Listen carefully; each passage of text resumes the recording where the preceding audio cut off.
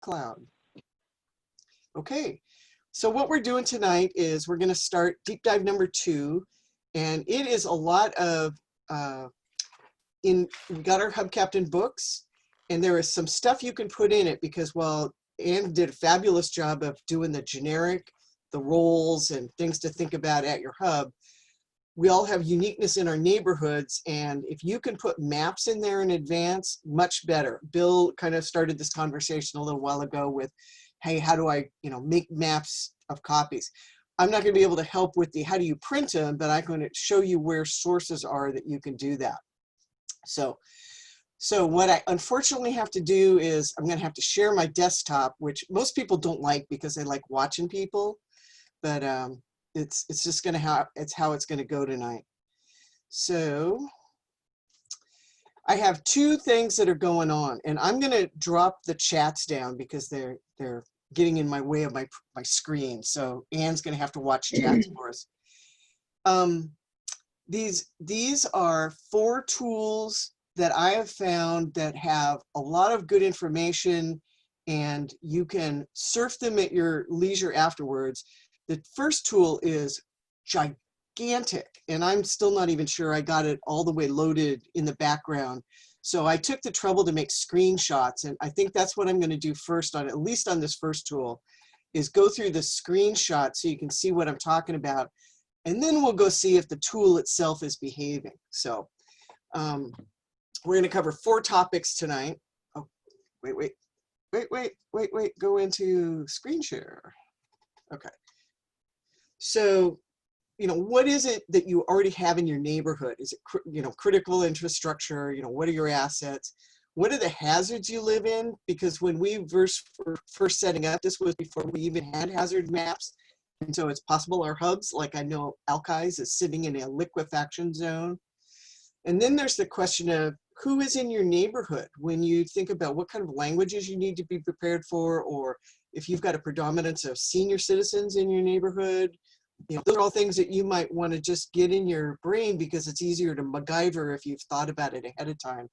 And then really what we're doing today is where is it online, and then what is it you also might have to collect yourself. So this tool came out about 2 months ago, and it is intended for, let's see if I say that, yeah, okay. So it's got some specific intended uses, but they wrote a really good user's guide. And what we're going to look at tonight is really we're going to focus on the first 2, the critical infrastructure and the hazards. They've got some demographics, but City of Seattle is different than many other cities in that they have a city demographer. And so they've got a website with a crap load of demographics already on it.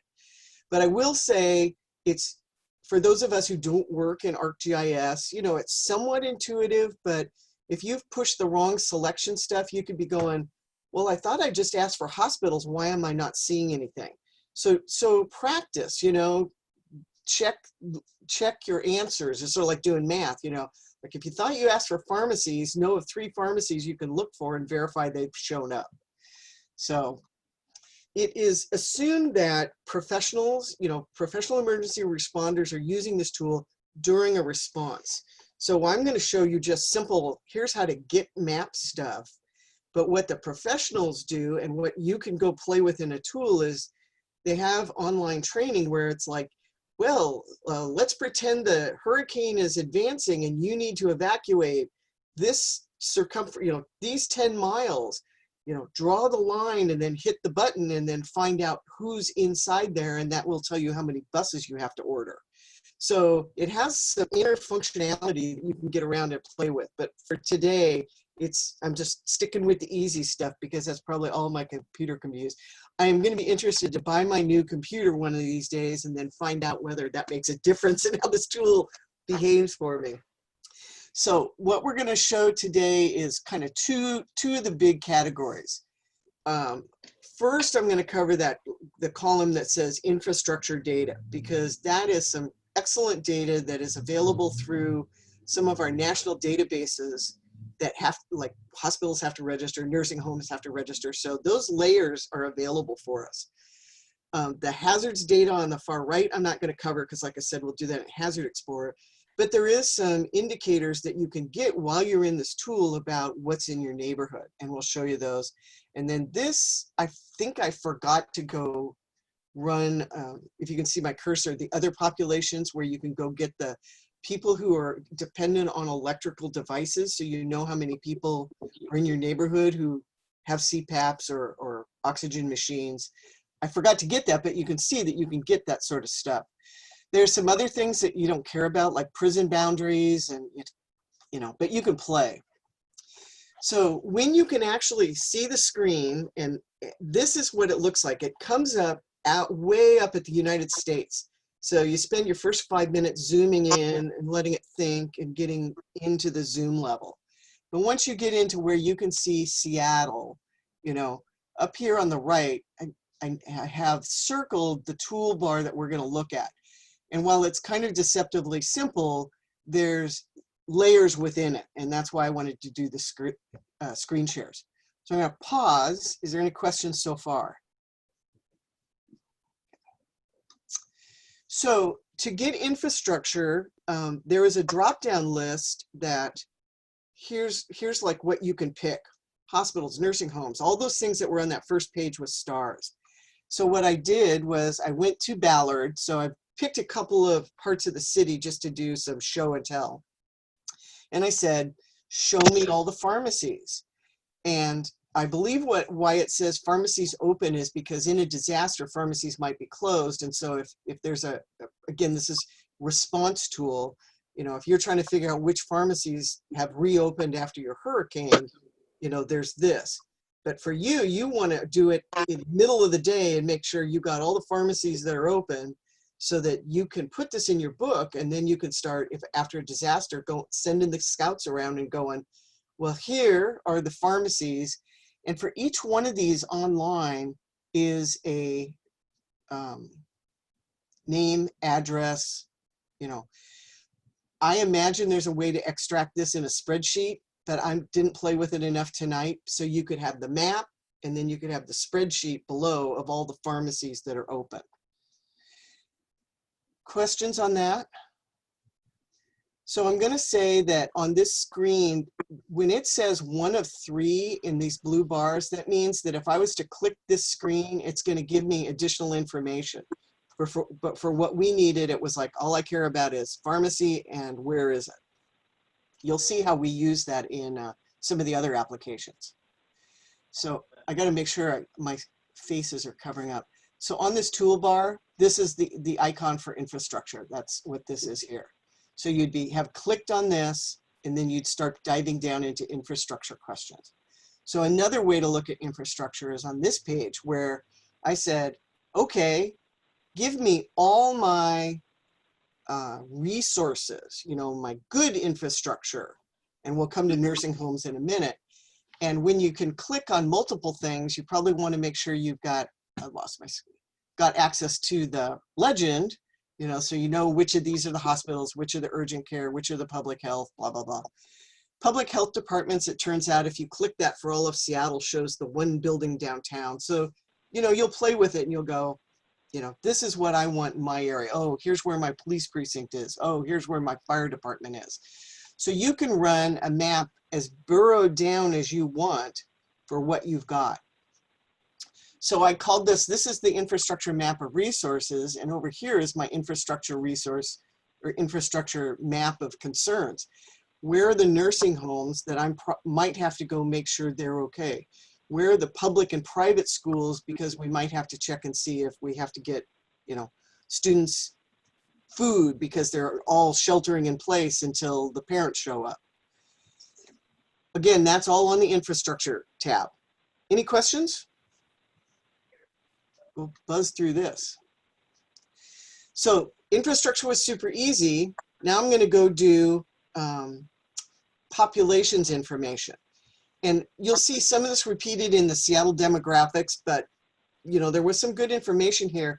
And what was really important in here is there is information when you are clicking around and in the user's guide, and you're saying what data is in here. For example, home ownership. I would not normally think about home ownership as something I ought to know in my neighborhood about disaster preparedness, you know, kind of just sitting in front of a map. But when you think about it, and what FEMA has done is point out to planners that if you have a proportion of high home ownership and low renters, you probably have some stability and people are going to want to stay in their house, versus what we've seen when you get into areas that are more 50-50 with renters and people who are dealing with not available building managers, or high-rise buildings that they're afraid to go in, or people that you haven't been able to do outreach to because they got other things going on. So each of these data things has different aspects of why you might want to know that information. So again, it's the same sort of thing. This is the icon up here in the little people with the arrow on to get to your demographics. And so what happens when you click on the people icon, it will immediately pop up and it will already have some of these squares populated. And so for when I was just looking at it, I went, I don't know what I'm getting, let's go for this. I just clicked Sunset Hill, and what it gives you is census tract by census tract. So that means if you are in a hub and there's 2 census tracts that, you know, kind of are in your neighborhood, you might have to get the information for both of them. But I wanted you to see what comes up. So it's telling you how many are senior citizens, you know, how many, you know, first of all, how many are there? You know, I've been guessing, oh, I think I got 5,000 in my Morgan area. It's more than that when I went to the census tract information. It tells you how many people have a disability. Now, these come from community surveys. And so Deborah Widmer, who works with the disabilities population, says that's often underreported because people don't think about saying, I've got hearing loss. That's a disability, but a lot of people don't self-report it. Erica, I got a note that said Erica's raising her hand, so that's good. I just had a question about how often this information might be updated. Because you said it's from census tract and they only do census every 10 years, but then you said you sounds like they're pulling it from other areas as well. Yeah. I'm just wondering like if we're printing out some of this information to put in our hub book, how often do you think we should go in and do our refresh?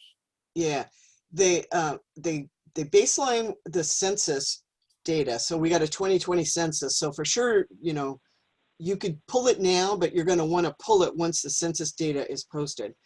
Every year or 2 years, a census tract gets re-polled by something called the American Community Survey. And it's not a full census, but they send out a survey to a certain number of people within a census tract, and they use that weighing, you know, many factors to update stuff. So every year or 2, it gets some kind of a refresh. So I'd pick, you know, like say you want to do it in even years. Now that's around population characteristics. You never know what's going on with your pharmacies, nursing homes. You know, schools are pretty stable, but businesses come and go. So that's kind of a different consideration. But for population demographics, you could get away with every 2 years. So continuing on this, I don't know that there was, so this particular census tract, which surprised me because I thought Sunset Hills was much more owner occupied, it's 50%. You've got some single parent households. So those are some of those things when a parent has to go back to work if there's not things for kids to do. And then this is one of those ones where it says 1 and 2. And in this case, what it does when you go to 2, it gives you the census information for all of King County. So it lets you see where a planner say where that census tract is compared to maybe the plans that county has made, and if there's any delta they need to think about. Yeah, so here's my showing of that. So this census tract in Sunset Hills has got slightly more than the average age people. I don't think it matters. I just wanted you to make sure you get used to seeing that there's multiple screens, and whatever you're exploring, don't ignore that because sometimes it can mean something for you. So questions on that. So after this, I'm gonna stop with this and go to the actual tool. Cindy, just a comment. I looked up that folks that are vulnerable because of electricity. Yeah. So like, how do you get on that list? CPAP is on there, feeding machines, people that are run really hot and cold and they're vulnerable to that. So it was a really sensible list. The thing is they have to update their status every year to stay on that list. Anybody on in-home hospice would be on that. Okay. So it's pretty interesting. So this is the stinking tool. What can you see? I assume you can see it now. What you can see over here is the little I'm still thinking is running. It's been running since 6:45, but I did find I can still click and get something. We're somewhere in Seattle. I don't know where we are, but you know, it's really cool in that it's super easy just to move around and get this information. So this is on population characteristics. Let's go to infrastructure. I'm not zoomed quite down far enough for just that one census thing, but you can just see how easy it is to pop it in and pop it out. So when it's acting correctly, you get streets, you know, you get landmarks. Like when you move it too fast, this is actually it indicates the end of the water, you know. So that's how it looks live. That's why I was just like, I'm just going to do all the description of this with the screenshot. And then to get the legend, that's here. So that once I've made my selection, I can see what it is I selected. Okay? Questions before I leave this one? Because I'm never coming back to this guy.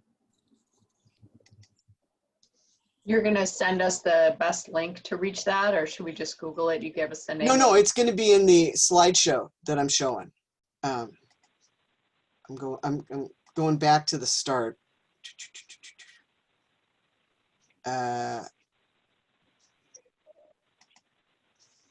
So, am I sharing my screen?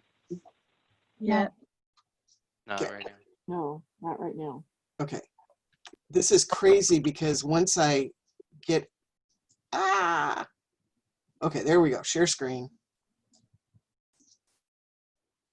I think what I'm going to do is I'm just going to share my screen, and then it's going to be easier for me to pop in and out of these different things. So I got to move the people again.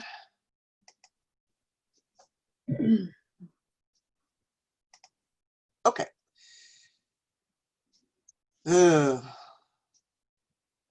Hopefully this will disappear. So now, are you guys seeing people on my screen? No. People? Okay. No, just the Okay, good. presentation. It's kind of cluttering up mine, but at least as long as you're not getting it. So back to Gabrielle's question. Each time I started discussion of a certain topic here, I have the website for you. So that one we were just looking at, that's the FEMA wrapped tool. And then the next one we're going to go to is Hazard Explorer. So Hazard Explorer has been around about 5 years now. And so here's the link for that. And when you get into it, and this one, I'm going to whiz through the screens and then we can play in the website because it's much more interactive for me. You come in and it's got introduction about what it is. Earthquakes is somewhat interesting. It's earthquakes that have happened recently.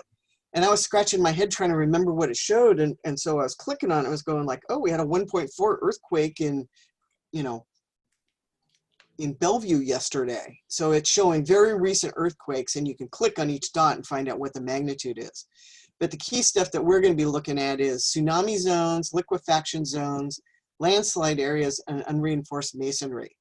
Flooding is not as big a deal. We're not like Iowa or some of the other places where they're mapping the floodplains for flooded waters, but you can certainly look at it if you want. So very quickly, these are how it's displayed.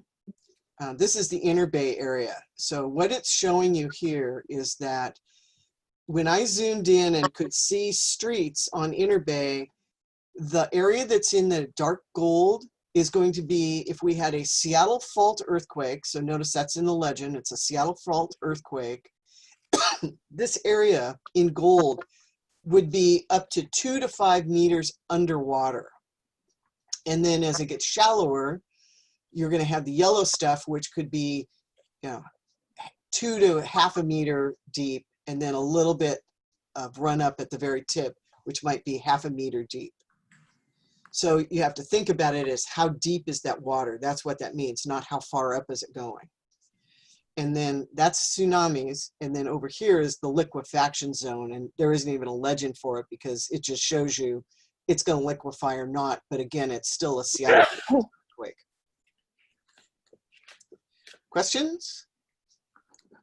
Okay. Then what the next tab over was landslides. And so I've got 2 slides on this one. This is, this is not quite as useful for us other than I've always thought of it as I've got some really steep slopes on one side of Morgan. And if I'm not hearing any neighbors come up and say, hey, we're doing okay, I might want to send someone and see what's going on with that steep slope. But this shows the Department of Construction and Inspections shows all the reported slides that have happened in that neighborhood. And when you can zoom in even further, the example I just randomly picked out, this was still in the Inner Bay area, I picked this guy. And so what it did was it said, here's the address, and then it gave some comments and it said this slide damaged the Magnolia Bridge. And then, oops, I've lost my link because of you people are on my link. These were all attachments to pictures.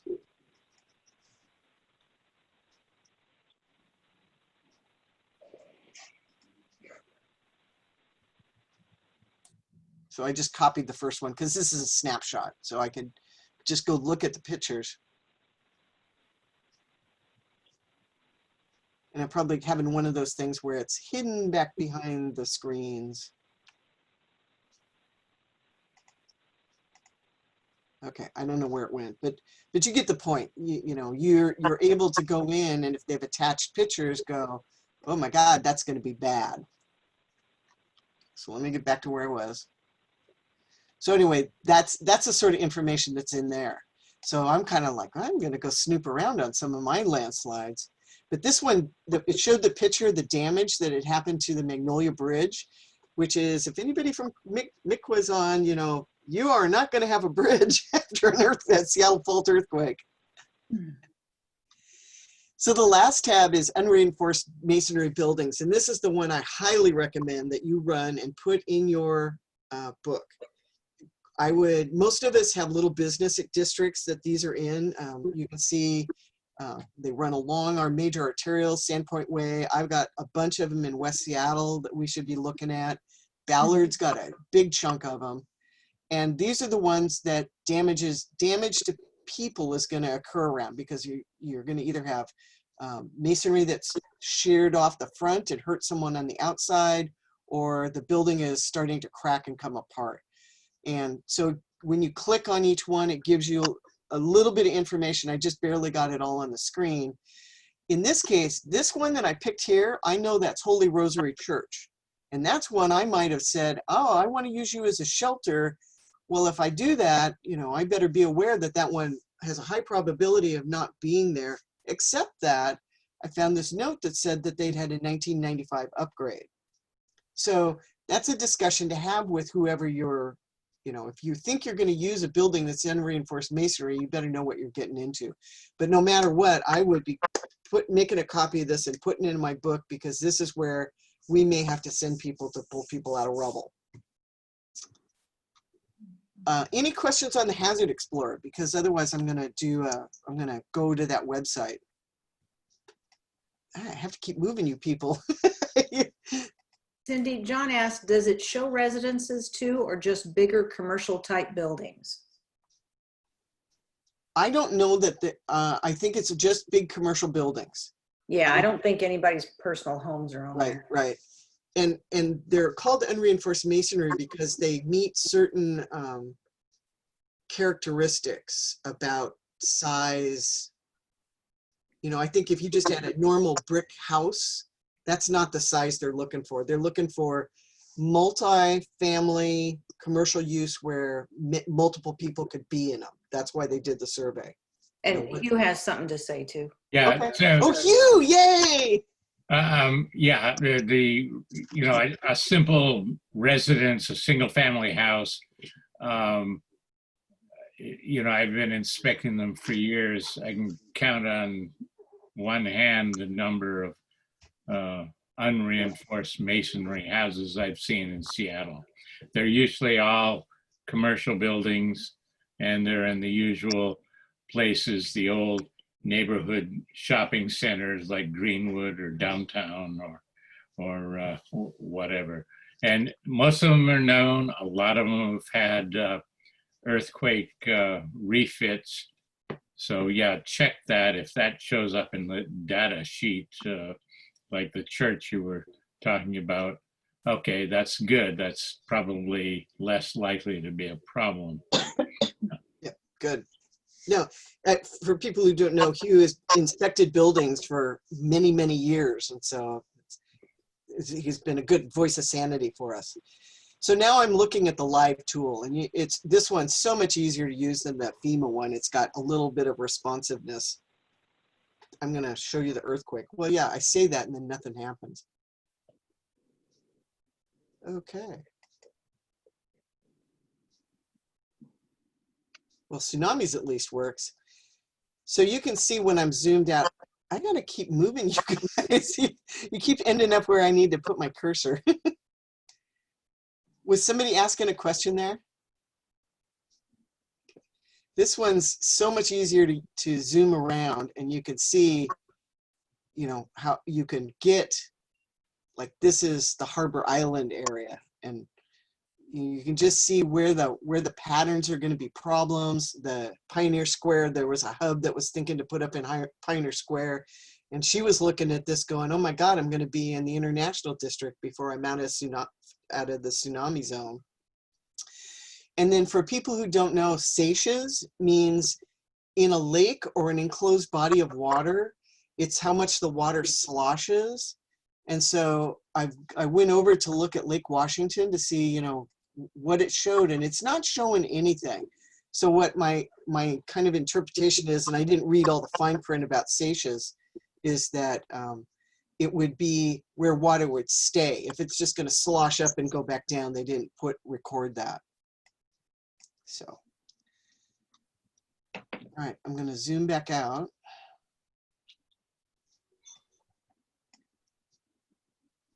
So that's kind of like the larger picture of Seattle. And so anybody up on the hilltops, I'm suddenly jealous. And then liquefaction.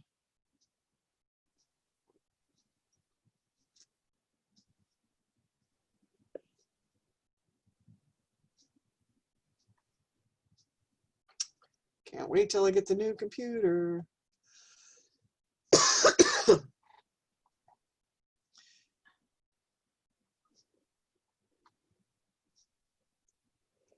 So that's our liquefaction. So you can see where all the fill in Seattle was done. But there's some, you know, here's the UW, all those athletic fields.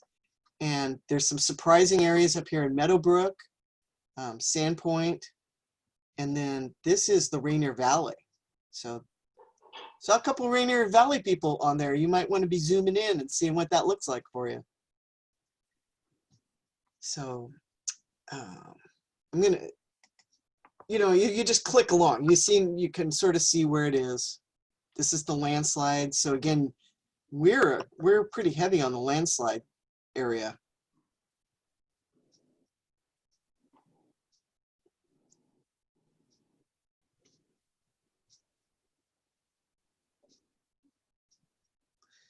And again, you can click on each one of these and find out, you know, what actually happened.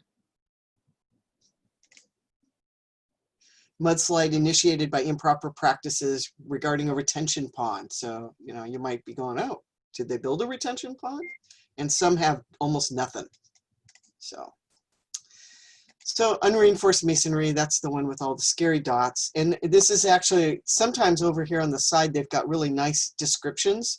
So if you're actually having to have a discussion with your community or somebody's talking to you at an outreach table, you can see, you know, you can learn about reinforced masonry buildings, you know, on your own and understand that. So look at this, you know, downtown, just bad news, bad news. So. Hugh, is there anything else you want to add? Because that's all I think I'm going to say on Hazard Explorer. No, I mean, that's a good coverage. Yeah. Okay. Nice little illustration about how to identify the unreinforced masonry building, about Okay. looking for that header course every 7 or 8 courses or so. Yep. Okay, so we'll go ahead and go back into slideshow here. So now we're going to do demographics. And so when I get to the City of Seattle demographic page, you'll see that they have a ton of stuff.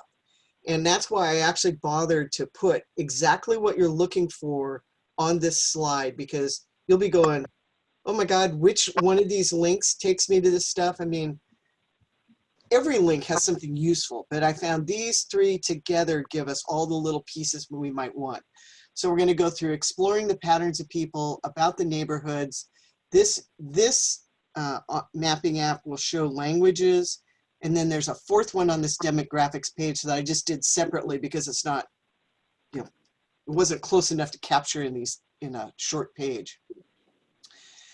And I'm not really going to explore this one live because it just takes a little while to get to. But so on the exploring the patterns of our people, this is the faster and easier way to get some of that same information that was on the slow FEMA tool. And so again, it will let you click on a census tract. So in this case, I used South Park. I was picking places where I could get to the same place multiple times, and where that Duwamish is, it was easy for me to remember how to get there. So this census tract, this is all of South Park. So there's one hub right now for all of South Park. So 7,500 people.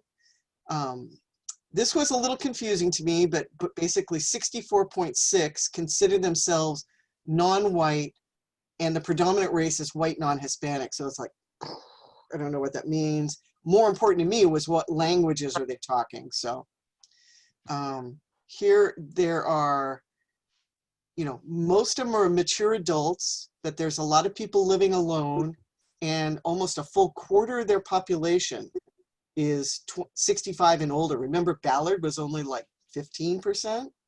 So a lot of aging seniors in that. And then here was some of that rental housing information. 60% of their population is renters. I got that right. And almost 25% are below the federal poverty level. So that says we know the city is going to help do priority response in areas where the resources are not as generous as some neighborhoods. This is a good indicator of what that might look like. So this is also one of those ones. This says 1 of 1, and this is actually, I was scrolling down, and all of this was on that first screen. So, you know, you just scroll down to see it. And then when I went over and clicked 2 of 2, it gave me yet another link, but it gave me some stuff, you know, visually that I could see. Oh, okay. Now I know not just that almost 25% are age 65 and older, there's almost 500 of them age 65 and older. So if you're thinking about, you know, who's in my neighborhood, this is a group that's going to want to be ready for senior citizens and the attendant medication, health, and other issues that might come along with that. Questions on that one? That's a really good little tool. The second one that was in that list of 3 is what about your neighborhoods? And so let me go back. Okay, this one had tabs across the top of it. So you kind of got to look at the screen when you get into it and go, what am I looking for here? And they have information at the council district level, which doesn't help. Unless your hub is, you know, dead center in an urban village or urban center, you know, not helpful. So I ended up way over here at census tracts. And again, if you have 2 or 3 census tracts, you'll have to add it up to get to what you want. But moving you, this is again for South Park.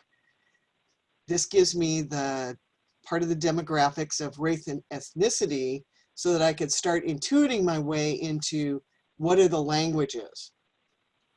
The other thing that this might come into, it's not quite as easy as doing a, do I have food issues? You know, like if I have a Muslim population or a high Jewish population, you know, like don't bring the barbecue spare ribs, you know, those sort of things that, you know, you just might want to have in the back of your mind about your population.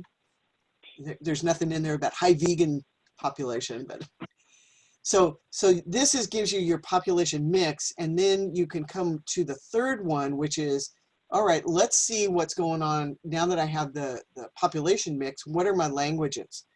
And so I clicked on the census tract, and then it gave me 2 links to go to. And I said, well, let's go see what detailed languages. So this was about a half of what was presented to me. There was some stuff way up at the top, but I picked out I knew that there was High Spanish, High Vietnamese, and I forget what the third one was. There's 3 big population clusters in South Park. And so the Vietnamese, for example, 94 Vietnamese, and this is kind of estimates, this isn't exact science, but from the responses that they got from extracted out of the community surveys, some of them, very few, speak English very well, and 81 of them speak English less than well. So this is one where I'm going to want to have lined up Vietnamese translation. And then the other surprise was the broad category of Asian and Pacific Islanders. That's about half and half. And here I'm having to guess what languages is that. You know, I might have to go do a little discussion down at the senior center or something like that. And then the expected Spanish is a high population. Remember, there's only 3,000 in this neighborhood. So of the 651, more than half do not speak English well. So clearly, you know, enlisting youth who will help you to do translations, or making sure your outreach materials are translated, or this is why we're going like, what can we get our self-help posters translated into, or, you know, be ready to help people with? That's for all those reasons, is because there'll be a lot of people at that hub who are not speaking English very well.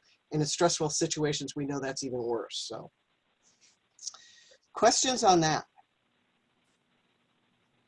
Okay. I don't think I'm going to go to that website, and I probably won't go to this website either. The fourth thing that's on that page is called, and I just put the link into you. It is the analysis that the Seattle has been doing through the race and social justice lens for the past at least 5 or 6 years. And it takes you to a composite that gives a lot of really good detail about risk indicators within census tracts again. So when you get to this intro page, you go over to this thing and you say, open it in the map viewer. And then when you get in the map viewer, you do the same exact thing, go down to your census tract that you're looking for. Pretty soon we'll all have our census tracts memorized. And what it does is it tells you, they have a gradation that they look at. I keep losing my cursor. But what is important for us, it tells us, here is, you know, here's that confirmation that we have a lot of language learners, you know, so that the language is an issue, 60% below the poverty line. But here are a couple of very key ones. 11% of the population has diabetes. There could be some mental health issues. This stress of a disaster could put people over. We could have isolation issues. COVID is probably affecting this population really strongly just because of depression or stress. And then the last 2, asthma and disabilities. So 14% of this population, remember how in Ballard we saw 7, and that's kind of an iffy number? Same thing here. Not all people have reported, but we see 14% of these folks have a disability. And it's not always the, you know, am I in a wheelchair, or is it hearing, or is it visual? There could be learning disabilities. that is a very broad category, but it just says this is going to be a sensitive hub to run, to be very attentive to who's coming to your hub and what they're coming for. So this is really interesting. They do this on every single census tract. So you'll be able to go in and look and see where you're at. Any questions on that? Ooh, that'd be great. I know it's like, I'm gonna dose you here. I'm actually even going slower than I was with Ron. So the next thing I wanted to cover is, I've heard people say, you guys keep talking about this mapping app, but what is it? And I never have time in a hub captain meeting to go over it. So I put just a couple of things here, and then to remind people how to get to our how-to form. So this app was created because we ran into someone who was doing a PhD program on using mapping for building resilience. And she was doing it for a church group, heard about the hubs, fit perfectly with what she was interested in. So about 8 hub captains worked with her to capture what we thought would be the most important things to capture on a micro level. So these are the things that you can remap your pharmacies and your nursing homes, but this was the stuff that nobody in the federal government tracks, like what stores do you have available selling what you might need after a disaster? Where can you put a shelter, a pop-up shelter up if you have to get people out of the rain? There may be some layer for churches, but I haven't found it yet. You know, there's no layer that I've found for funeral homes. So that's all the stuff that you can go out and go, if I have to respond and we're going to be on our own for 3 days, what's it important for me to know where it is so I can send people to go see if they're open or not? When I'm going to show you a picture of what it looks like from the map view, and we can also produce it in a spreadsheet form. The original goal was when people had this populated, we would monthly download the spreadsheet and I would just send it out. You load it on your phone and then it's always there. You know, so as long as your phone has power, you can actually access it or download it to some laptop or whatever you want to do. And then you don't have to keep running copies of it.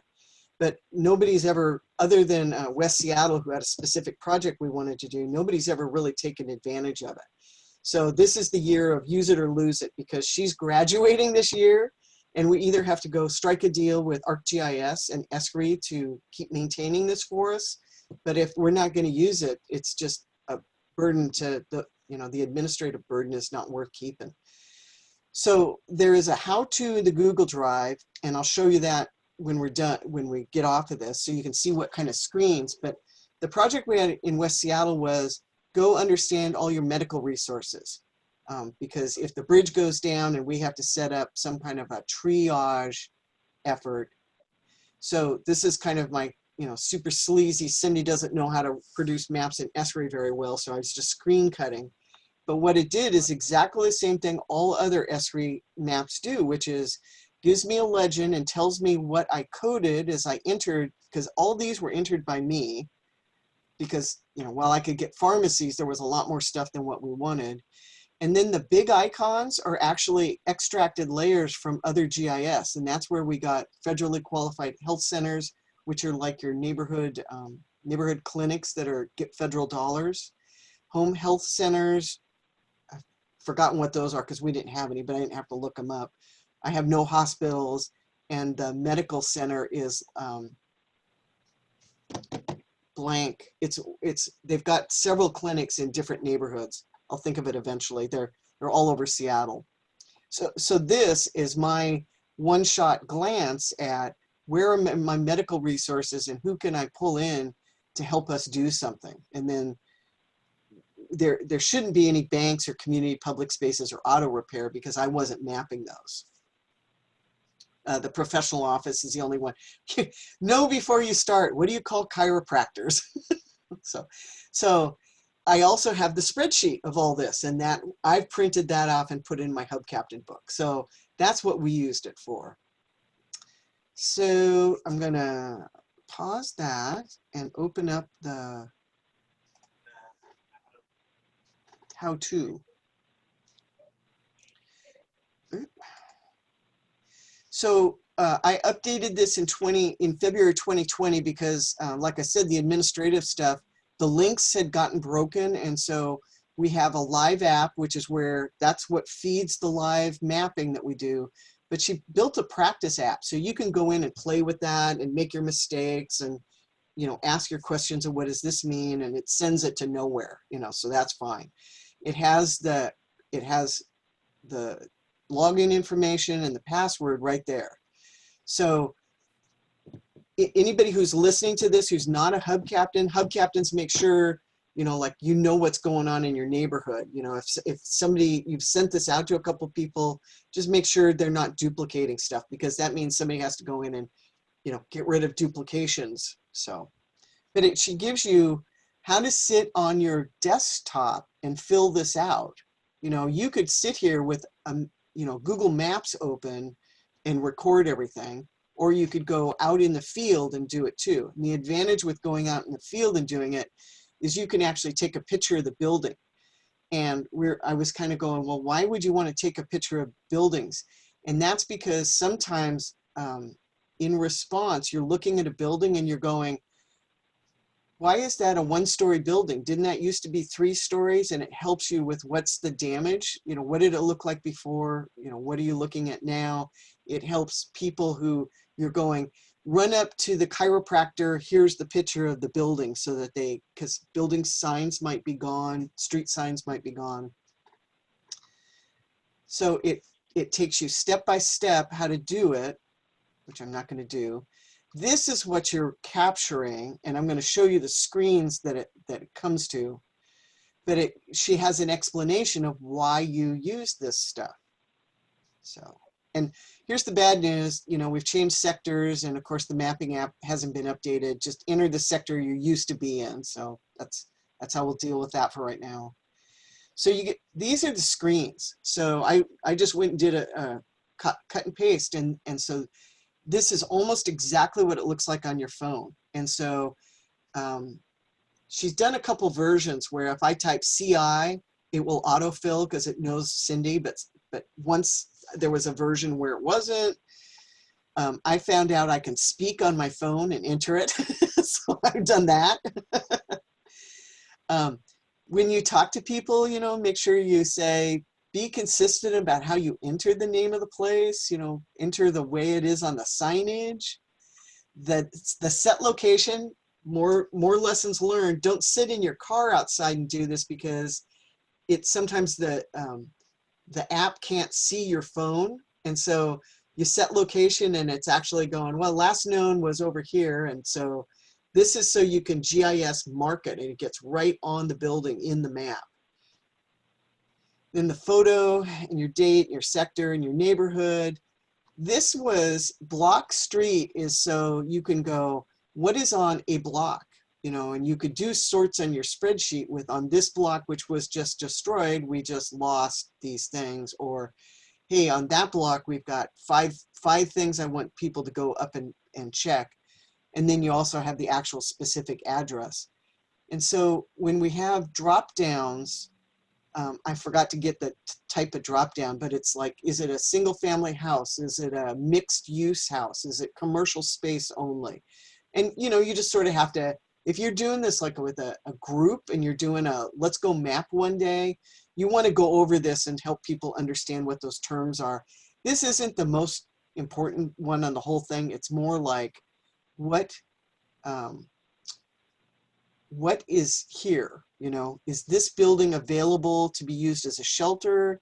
Does it have secured? Could we do triage here? Does it have a shower? Does it have a community kitchen, like churches have community kitchens in them? And then special notes where if you want to put it, where you can say, pastor says he'd be happy to help us, you know.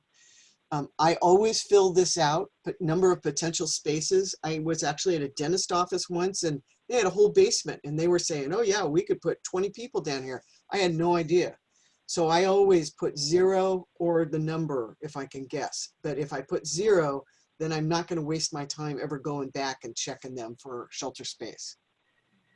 Then you have a chance to put, why would you go back to this place? What if you talk to the neighbor, or, you know, the business owner, or, you know, if you're a frequent shopper, you know, what is in here that you can use? And this is where you start paying attention to who's mounted AEDs on their walls.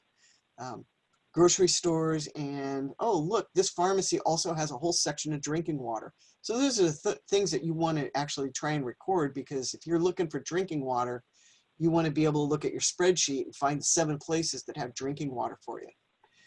So this list of stuff was invented by the hub captains, and we've test driven it a couple times. We had like hairdressers on here. We thought that might be important. No, you know, when we really got to how would we use this, not really. Potential services. So this is where you're going to start seeing, you know, trying to track all your medical or healthcare potential resources. And this is where chiropractors and naturopaths, well, if maybe they can't do hands-on surgery, but maybe they can help calm people down. So it's not just a hands-on touch, heal wounds, it's mental health. Don't forget about our healthcare for mental. Can they do damage assessment? This is where I'm, you know, marking all the architects down. How about our pets?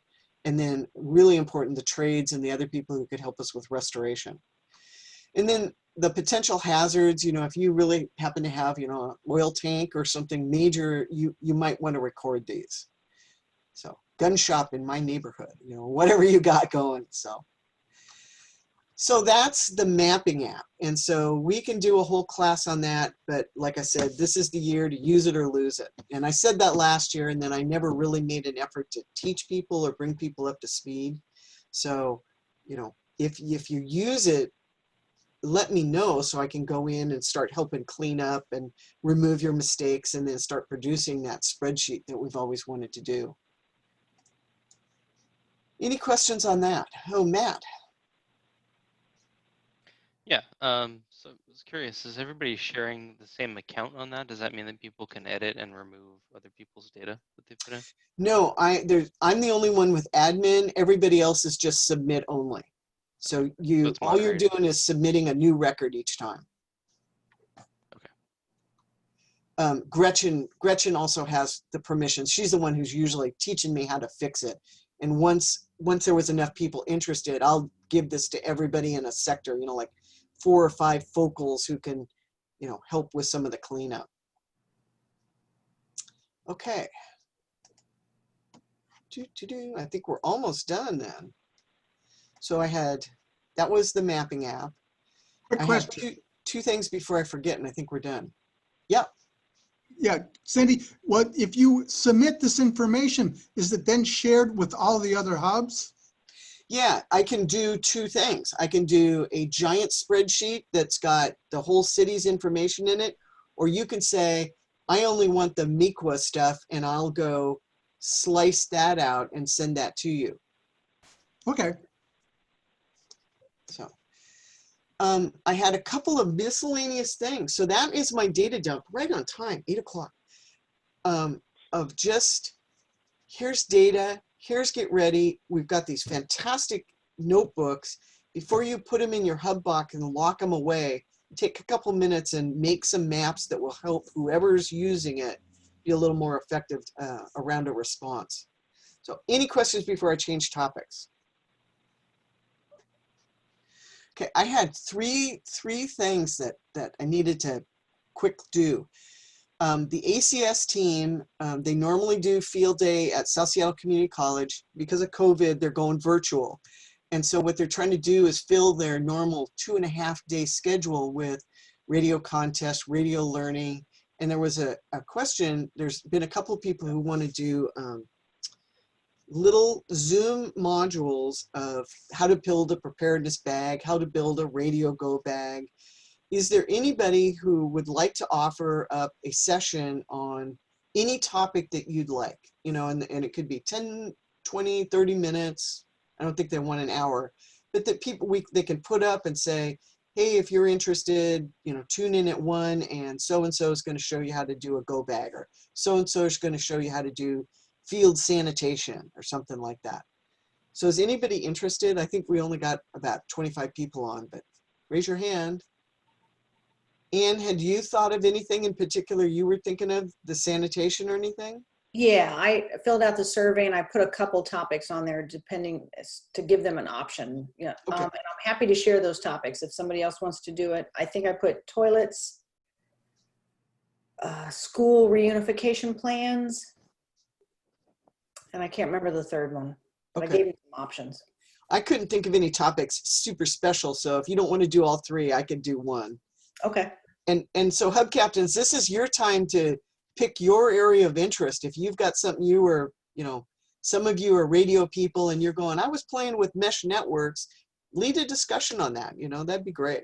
So Mark Shepard is taking that. There was a survey they sent out, or contact me and we'll make sure your input gets in.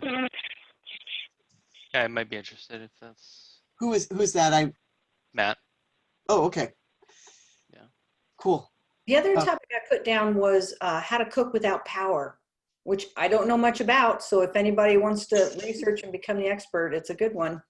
Matt's been given some good suggestions over on Slack about our camping hack cards. So Yeah, I can cook without power if that's helpful. Matt, I'll send you the survey. Okay. Yeah, I've got a few potential things I could talk about. Oh, that'd be super. They would love that because they're really trying to make this successful, being in a virtual format. It's really new for them. So, Yeah. okay. From our hub captain meeting after we met with Chad, there's a tip sheet that we want to do for hub captains just around those topics that are in public utilities, the removal of waste, removal, sanitation, water. And I had Jack had volunteered to help create that tip sheet with Chad. I'm wanting to make one more call because I didn't get any other volunteers. And then otherwise, as soon as we get through the finish of the protests and the city departments kind of return more to normal, we'll start following up with him. So is anybody interested? Okay. If you are and you're just going, what is she talking about? Send me an email, but otherwise we'll go ahead and move out on that. I'm not going to wait any longer because it's clear if you don't catch the city people in the brief moments they have between crises, you may not get stuff done. So, and then the last thing is I went to both the helicopter landings. Did anybody else go? Because I want to know if anybody else went so I can contact you to write the helicopter landing tip sheet. We had some good dialogue over on Slack, but it was a little bit more if you were a worker who was going to go up in the helicopter, and that's not really what we're talking about. We're really talking about if you are asked to identify a landing zone in your neighborhood, or you think you want to map those for your neighborhood, you better know how big, and you also better know if it's going to be co-located with your hub, how far away you have to be. Otherwise, it's going to blow all your paper off the wall, as I watched today. They almost lost their shelter tent when the airlift Northwest landed. I'm trying to get the video I made off the thing so that we can get our proper spacing. So if anybody else goes to, there's two more landings on Wednesday and Thursday. I sent the link out to the West Seattle blog. Let me know if you make observations and I'll integrate those into one tip sheet. That is all I had. Yep, that was it. Let me stop sharing. Questions? I mean, like, did I stun you into silence? That's what I'm feeling.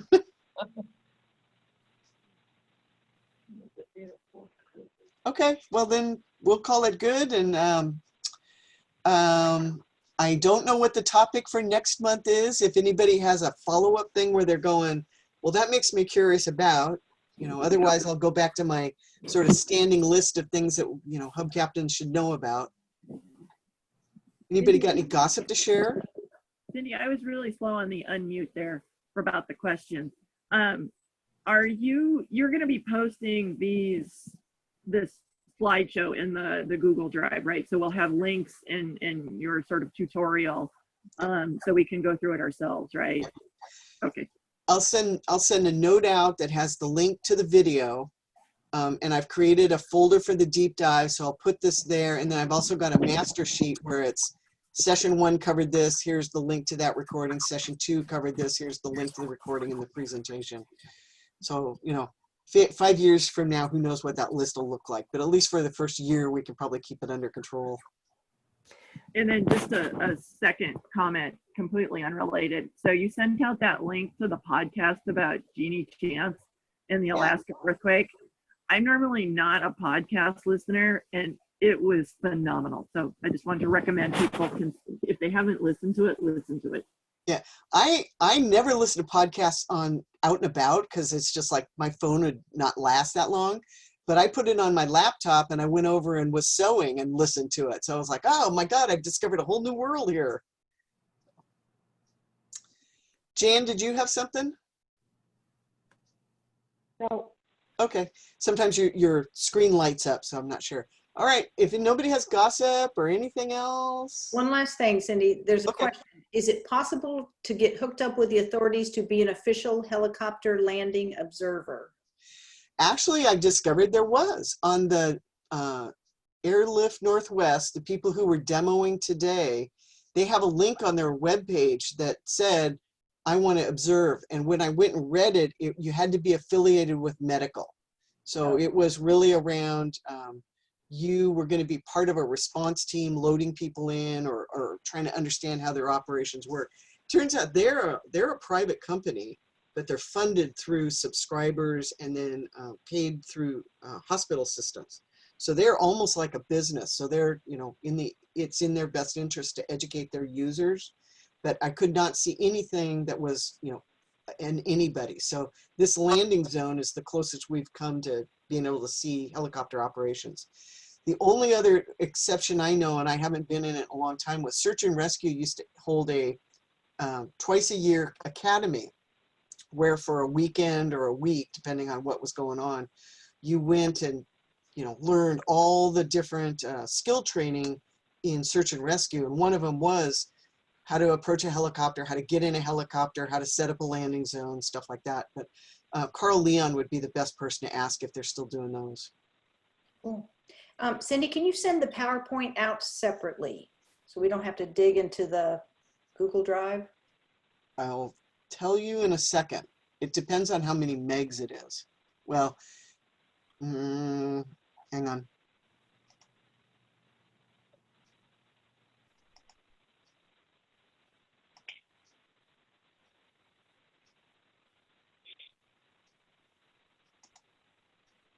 Oh, it's only 4 meg. Yes.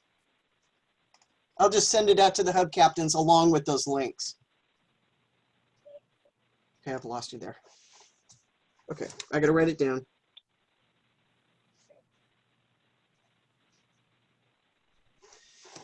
Okay, I think we're done. All right, thank you everybody for tuning in. If now the sun's coming out, you can go outside. Thank you, Cindy. Thanks. All right, good night. Thanks. Thank you. yeah, thanks. Bye. Thanks, Cindy. Thanks, Anne. It's great as Jan. always. Yeah. Oh, I was gonna ask Jan to stay on so I could learn how to combine her, but that's okay. All right. John Wright, I Bye-bye. love your picture.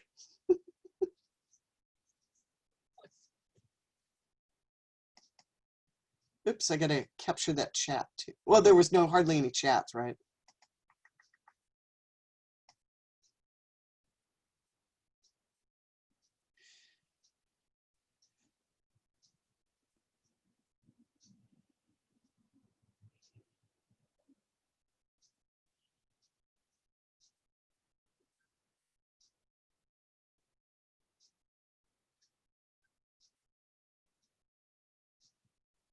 Oh.